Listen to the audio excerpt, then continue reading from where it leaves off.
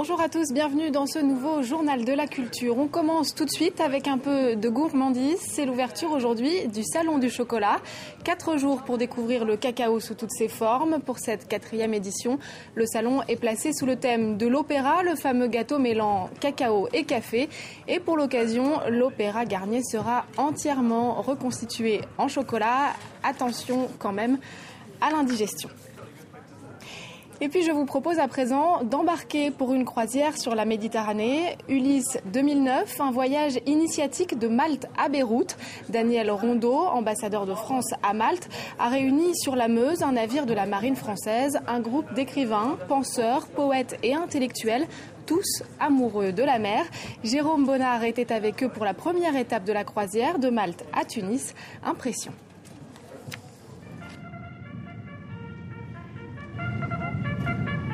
Ce matin-là, au port de la Valette, la Meuse s'apprête à prendre le large. Appareillage millimétré dans les règles de l'art de la marine française.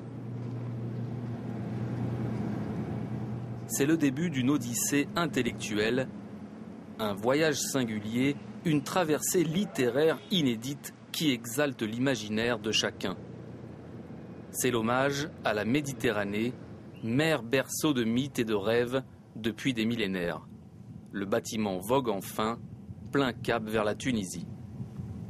C'est un voyage symbolique, c'est une tentative littéraire et politique pour célébrer des mots et des idées qui nous rassemblent sur les 2 rives de la Méditerranée.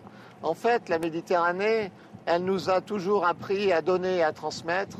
Elle a commencé par quelques voyages et par quelques livres. Ces livres sont les livres d'Homère. Ulysse est un voyageur.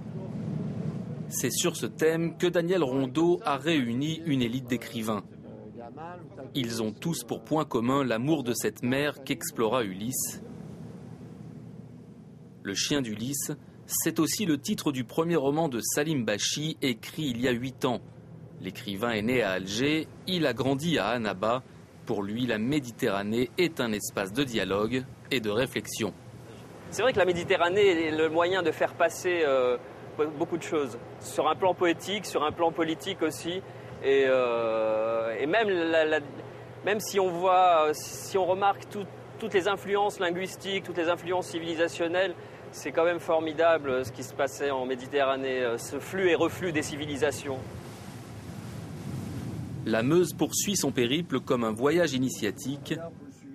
Elle dévoile ses secrets aux penseurs toujours en quête de connaissances, pendant que d'autres s'isolent sur le terrain de l'imaginaire.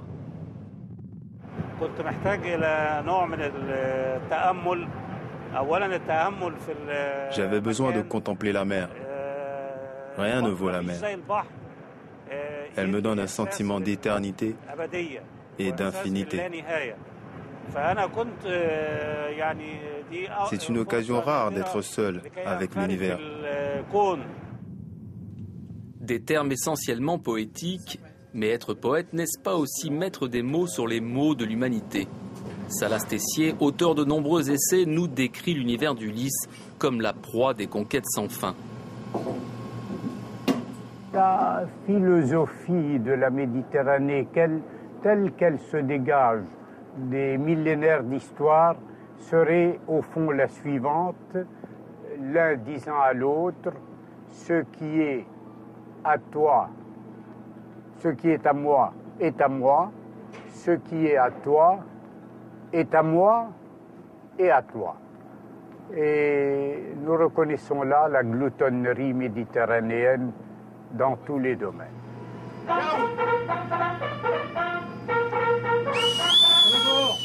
Escale à Tunis.